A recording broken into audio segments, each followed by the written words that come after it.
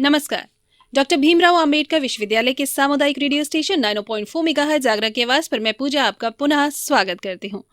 बहुत बहुत अभिवादन भी है आपका, क्योंकि आज हम बहुत ही खास बातचीत करने वाले हैं। जी हाँ, आज हम अपने सभी वरिष्ठ नागरिकों के लिए बहुत ही अच्छी बेहतर जानकारी लेकर आए हैं, और वो भी सटीक और सही, क्योंकि आज हमारे स्टूडियो में हमारा बहुत ही अच्छा सौभाग्य है कि हमारे स्टूडियो में आज एक खास मेहमान है, आगरा शहर के समाज कल्याण अधिकारी। सर नमस्कार। नमस्कार मैडम। आपका बहुत बहुत स्वागत है सर आगरा की आवाज के स्टूडियो में। Thank you. सर, सभी वरिष्ठ जनों के लिए अटल वयो अभ्युदय योजना है, और इस योजना के तहत बहुत से कार्यक्रम चलाए जाते हैं। हमारे आगरा शहर में हमारे सभी वरिष्ठ जनों के लिए, बुजुर्गों के लिए क्या क्या सुविधाएं आपकी ओर से प्रदान की जा रही हैं इस योजना के अंतर्गत, कुछ उसके बारे में बताएंगे? देखिए मैडम, भारत सरकार की ये बहुत अच्छी पहल है, और इसमें बुजुर्गों की जो भी आवश्यकताएं हैं, उनके वृद्ध होने पर जो उनके साथ समस्याएं होती हैं, डिसेबिलिटी होती है, कुछ उनकी मानसिक परेशानियां होती हैं, तो उनकी पहले पहचान करना, पहचान के बाद उनका निदान खोजना, उनको सारी सुविधाएं उपलब्ध कराना और उनकी समुचित देखभाल के उपाय सोचना है। जी। ऐसे में सर राज्य कार्य योजना भी है, कुछ उसके बारे में अगर आप बताना चाहें। देखिए मैडम, वो भी उनकी सामाजिक सुरक्षा और उनकी जो एक प्रकार से फिजिकल सिक्योरिटी, सारी चीज़ों को ध्यान में रखते हुए ये बनाई गई है। कुल मिलाकर इस योजना का जो उद्देश्य है वो बुजुर्गों का कल्याण करना है। उनको उनकी जो वृद्धावस्था है वो किसी प्रकार से उन पर हावी ना होने पाए और वो खुशहाल जीवन जी सकें, इसका ये उद्देश्य है और इस पे कार्य कर रहे हैं हम लोग। जी सर, समाज कल्याण अधिकारी होने के नाते आगरा शहर में बहुत से ऐसे लोग आपके पास आते होंगे, जैसे विकलांग भी हैं या मजबूर भी लोग हैं, वरिष्ठ जन भी हैं, बहुत सारे बुजुर्ग लोग आपके पास परेशानियां लेकर आते होंगे। तो किस किस तरह की मुख्यतः परेशानी यहाँ देख रहे हैं? देखिए मैडम, हम अब आपको एक चीज़ बताना चाह रहे हैं कि विकलांगों के लिए एक अलग से डिपार्टमेंट है हमारे यहाँ, विकलांग कल्याण विभाग। जी। सेपरेटली एक डिपार्टमेंट उनके लिए बनाया गया, उनके कल्याण के लिए तमाम योजनाएं चलती हैं। इसके अतिरिक्त बुजुर्ग जो हमारे पास आते हैं, जैसे कुछ ऐसा होता है भरण पोषण वाली समस्याएं होती हैं उनकी, उनके बच्चे या उनके जो भी संतानें हैं वो उनको निकाल देती हैं, तो हम लोग संबंधित एसडीएम के अध्यक्षता में जो अधिकरण बनाए गए हैं, वहाँ पर सुलह अधिकारियों की भी नियुक्ति की गई है, ताकि बच्चों में उनमें सुलह करवाने का प्रयास किया जाता है पहले।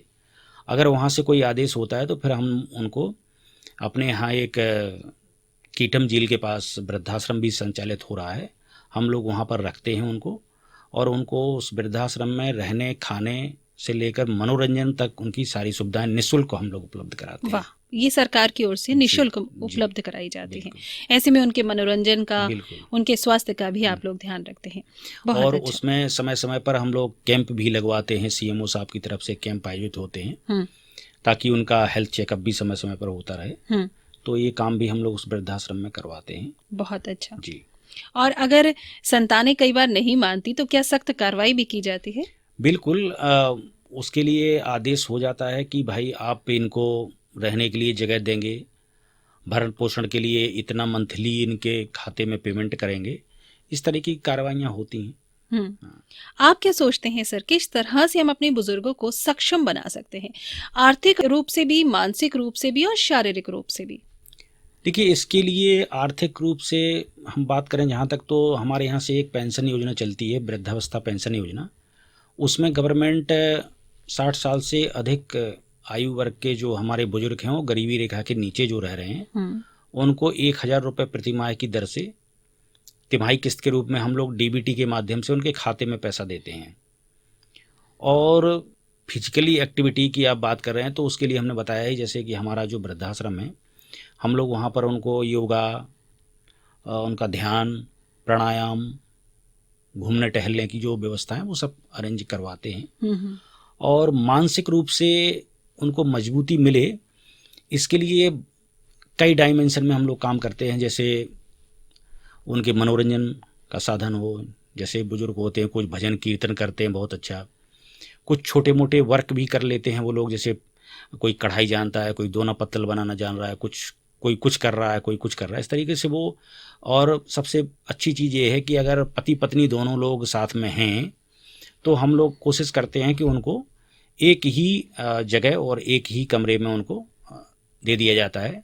और चूंकि ग्रुप में रहते हैं लोग, तो उनका जो मेंटल स्टेटस है वो थोड़ा सा ठीक रहता है, खुश रहते हैं, वो परिवार की तरह ही रहते हैं। बिल्कुल परिवार की तरह रहते हैं, तो उनको परिवार की जो कमी होती है वो महसूस नहीं हो पाती है। जी जी सर, आज आपको हमारे रेडियो के माध्यम से सभी लोग सुन भी रहे हैं और हमारे सोशल मीडिया के पेज के माध्यम से सभी लोग देख भी रहे हैं। समाज के युवाओं को, समाज के उन लोगों को जो कि अभी बुजुर्ग तो नहीं हुए हैं लेकिन बुजुर्गों का ध्यान नहीं रखते हैं, उनका सम्मान नहीं करते हैं, उन्हें एक बोझ समझते हैं, आप उन सभी को क्या संदेश देना चाहते हैं?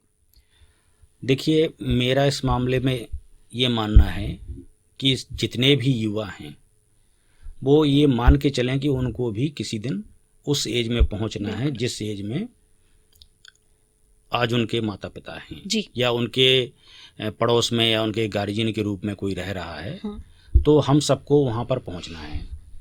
तो मेरा सभी से अनुरोध यही है कि बुजुर्गों का सम्मान करें, उनकी देखभाल करें, क्योंकि कभी न कभी हमको भी उस कंडीशन में जाना है। और इसमें कहीं ना कहीं हम लोगों का स्वार्थ भी है कि अगर हम अपने बुजुर्गों का देखभाल करेंगे तो हमारे बच्चे भी देखेंगे कि हमारे पापा मम्मी ने हमारे दादा दादी का किस तरीके से देखभाल की या उनका ख्याल रखा, तो निश्चित रूप से वो भी संस्कार बच्चों में जाएंगे और वो हम लोगों को भी उसी तरह से देखभाल करेंगे जिस तरीके से हम लोग अपने माता पिता की करते हैं। और एक संदेश और मुझे देना है आपके रेडियो के माध्यम से कि समाज कल्याण विभाग से बहुत सारी योजनाएं चलती हैं बुजुर्गों के कल्याण के लिए, और समस्या ये रहती है कि बुजुर्ग उन योजनाओं तक पहुंच नहीं पाते, उनको जानकारी नहीं होती है। तो मेरा ये अनुरोध है सभी युवाओं से जो पढ़े लिखे हैं, सोशल वेलफेयर डिपार्टमेंट की वेबसाइट पर जाकर उन योजनाओं को देख सकते हैं।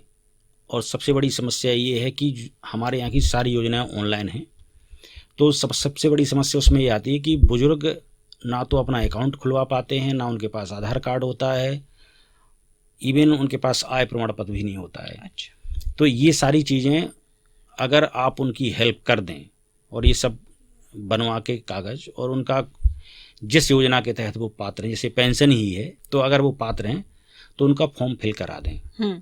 फॉर्म फिल कराना ही बहुत बड़ी उपलब्धि है बुजुर्गों के कल्याण के लिए। बिल्कुल बिल्कुल।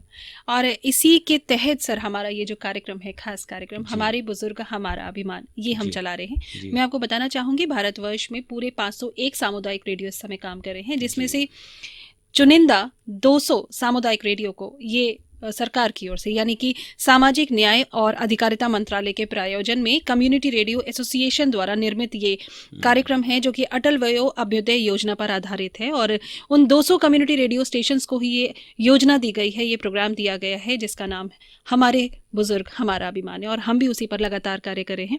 आगरा की आवाज़ जो ये सामुदायिक रेडियो स्टेशन है सर, हमारे पास अभी एक अपना पूरा बुजुर्गों का 100 लोगों का ग्रुप है जिनके साथ मिलकर हम काम कर रहे हैं। समय समय पर हम रेडियो पर कार्यक्रम तो प्रसारित करते हैं, उसके साथ साथ हमारे फेसबुक पेज पर भी, हमारे यूट्यूब पेज पर भी ये कार्यक्रम जाते हैं, जिन्हें आराम से बुजुर्ग अपना बैठकर एंजॉय करते हैं। अगर मिस भी हो जाए तो कभी भी उसे सुन सकते हैं। साथ ही साथ हम पब्लिक मीटिंग्स भी करते हैं सर, उनके साथ में जहाँ भी वो कंफर्टेबल हैं वहाँ एक गेट टुगेदर करते हैं। उनको बहुत ही सम्मानजनक तौर पे उनकी शेरो शायरी, उनकी कविताएं, उनकी सोच, उनके विचार सुनते हैं, उनका आशीर्वाद लेते हैं, और एक पार्टी की तरह, गेट टुगेदर की तरह हम उन्हें ये सारी सरकारी योजनाएं और सारी जितनी भी उनकी सुरक्षा से जुड़ी या उनके लीगल एडवाइस जितनी भी हैं, उन तक हम ये कार्यक्रम के जरिए पहुंचाते हैं। तो ऐसे में सर हम चाहेंगे कि आज आप डॉक्टर भीमराव अंबेडकर विश्वविद्यालय के कम्युनिटी रेडियो स्टेशन में आए हैं, आगरा की आवाज़ में। आप कैसा महसूस कर रहे हैं कि हम ये कार्य कर रहे हैं? नहीं, मुझे बहुत अच्छा लग रहा है। और मैंने जैसा अभी बोला कि चूँकि आपने कहा कि हम लोग इतने लोगों से जुड़े हुए हैं, बुजुर्गों का अपना ग्रुप है, तो ये बहुत अच्छी चीज़ है कि हमारी बात वहाँ तक पहुँच जाएगी। बिल्कुल। और जो हमारे बुजुर्ग थोड़ा सा तकनीकी परिवर्तन जो होते हैं, जैसे कि एक उदाहरण हम आपको बताना चाह रहे हैं कि पहले जो हमारी वृद्धावस्था पेंशन जाती थी, उसका जो पेमेंट की जो प्रक्रिया थी वो अकाउंट बेस्ड पेमेंट होता था। अच्छा। अभी पिछले साल से जो पेमेंट हो रहा है वो आधार बेस्ड पेमेंट हो रहा है। ओके। तो बुजुर्गों को यही पता नहीं चल पाता कि ये आधार बेस्ड पेमेंट प्रक्रिया है क्या, NPCI क्या है, DBT क्या है, इवन सरल शब्दों में कहें तो आधार से लेन देन की प्रक्रिया क्या है। ये तमाम तकनीकी समस्याएं हैं जो बुजुर्ग नहीं जानते, ना उनको उतनी तकनीकी चीज़ों की समझ हो पाती है। तो हमारा जो युवा वर्ग है जो मोबाइल फ़ोन चलाता है, जी अगर ये थोड़ा सा उनका मार्गदर्शन कर दे आपके रेडियो के माध्यम से, बिल्कुल। तो मुझे लग रहा है जो बुजुर्ग भटकते हैं, उनको पेंशन नहीं मिल रही, पेंशन रुक गई, तो ये चीज़ें, इन समस्याओं से हम लोग निजात पा सकते हैं। और तब हमारे ये वरिष्ठ जन, हमारे बुजुर्ग खुद ही बिल्कुल आत्मनिर्भर हो जाएंगे, बिल्कुल शारीरिक रूप से भी, मानसिक रूप से भी और आर्थिक रूप से भी, क्योंकि सरकार की ओर से बहुत सारी बेहतरीन योजनाएं हैं जो हमारे बुजुर्गों तक नहीं पहुंच पा रही हैं। लेकिन अब ये जिम्मा आगरा की आवाज़ ने उठा लिया है और साथ ही साथ हम चाहेंगे आप सभी युवा भी इस पहल को ज़रूर अपनाएं। सर, आज आप हमारे स्टूडियो में आए, आपने इतनी बेहतरीन जानकारियाँ दी। Thank you so much sir for being with us. Thank you. तो आज के कार्यक्रम में, यानी कि हमारे बुजुर्ग हमारा अभिमान की एक छोटी सी झलक में हमने आपको रूबरू कराया प्रजापति जी से, जो कि समाज कल्याण अधिकारी हैं आगरा शहर के। ऐसी ही जानकारियां और हम आपके साथ साझा करते रहेंगे और बेहतरीन संगीत, मनोरंजन भी आपको सुनाएंगे। फिलहाल पूजा को दीजिए इजाजत। नमस्कार।